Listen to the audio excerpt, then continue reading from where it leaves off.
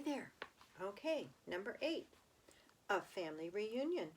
The next thing Ralph knew, his mother was shaking him by the shoulder. "Wake up," she said. "Ralph, wake up. Room service has brought us another meal." Room service? Ralph rubbed his eyes, not believing what he had heard. Room service has brought our dinner? Yes, a real feast. A whole blueberry muffin and a chocolate chip cookie, said Ralph's mother. "Get up. We're having a family reunion." It all came back to Ralph. "Oh, room service," he said, understanding at last. "You mean the boy Keith." "He is room service to me." Ralph's mother sounded happy and carefree. Ralph sat up. Already his aunts and uncles and many squeaky cousins were arriving by the secret paths in the space between the walls. It was a long time since anyone had had enough food for a family reunion, and there was rejoicing in the mouse nest for everyone but Ralph. He was thinking of the motorcycle he had lost and the promise he had broken. He had a dull, heavy feeling in the pit of his stomach, and he did not feel like celebrating. "Why, there's Ralph," squeaked his Aunt Sissy, who thought she was better than the rest of the family. Sissy, who thought she was better than the rest of the family because she lived in the bridal suite, where she led her relatives to believe rich as the rice fell to the carpet when the bride took off her hat and the groom took out his coat. The rest of the family knew Aunt Sissy was not as grand as she pretended to be, because very few brides and grooms came to this hotel these days. My, how you've grown!" Ralph never knew what to say when people told him how he had grown. "Well, well, if it isn't Ralph," said Uncle Lester, who had a nest inside the wall of the housekeeper's office, where the maids dropped doughnut crumbs every morning at 10 o'clock when they had their coffee. "What's this I hear about you riding up and down the halls on a motorcycle?" Uncle Lester had a way of saying the wrong thing at the wrong time. "My land, a motorcycle," said old Aunt Dorothy. "Isn't that pretty dangerous?" "Wouldn't mind riding one myself if I were a few years younger," said Uncle Lester. All the little cousins came crowding around Ralph. "Show us your motorcycle," they squeaked. "We want to ride it. Come on, give us a ride on your motorcycle, Ralph." Ralph? Come on, Ralph, please." Ralph knew he was expected to be polite to all his relatives, even the squeaky little cousins. "Well," embarrassed and ashamed, he looked down at the floor. "I sort of lost the motorcycle in a pile of sheets and pillowcases." "Lost the motorcycle? Oh, Ralph!" cried his mother, genuinely alarmed. Ralph knew what she was thinking. Did this mean the end of the room service? Did she have to go back to pilfering crumbs for his brothers and sisters? "That's a young mouse for you," said tactless Uncle Lester. Can't take care of anything." "If anybody asks me, I think it's a good thing he lost it," said Aunt Dorothy. "Riding a motorcycle is just plain foolhardy." All the little cousins looked disappointed and sulky.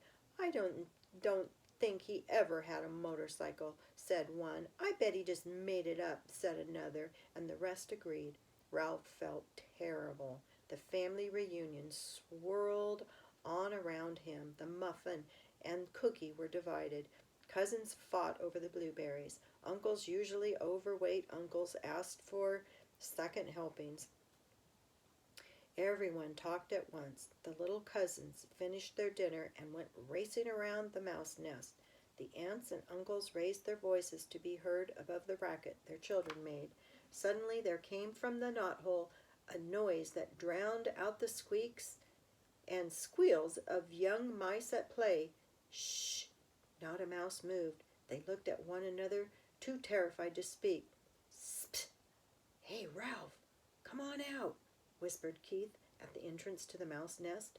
Ralph's mother gave him a little shove, but no one spoke. With heavy feet, Ralph walked to the knothole, but did not go out into room 215. "What do you want?" he asked. "You and your family better be quiet in there, or my mother will hear you. You know how she is about mice," Keith said. "I don't know why people say things are as quiet as a mouse. You sound like a pretty noisy bunch to me." Behind Ralph, his relatives began to tiptoe quietly away to their own homes, leaving his mother to do all the cleaning up. "Did you have a nice picnic?" Ralph asked, dreading what he must tell the boy. "Yes, we saw an old mining town with a real jail with bars on the windows." Keith reached into his pocket and pulled out something curved and hard and white with a rubber band fastened to it with a piece of Scotch tape. "I brought you a present," he said. "Come on out." Puzzled and curious, Ralph squeezed through the knothole. "What is it?" he asked. Whatever the object was, he had never seen anything like it. "Half a ping-pong ball I found down in the game room," said Keith. "See, I padded the inside with thistledown and anchored the rubber band on the top with Scotch tape." "What for?" Ralph still did not understand.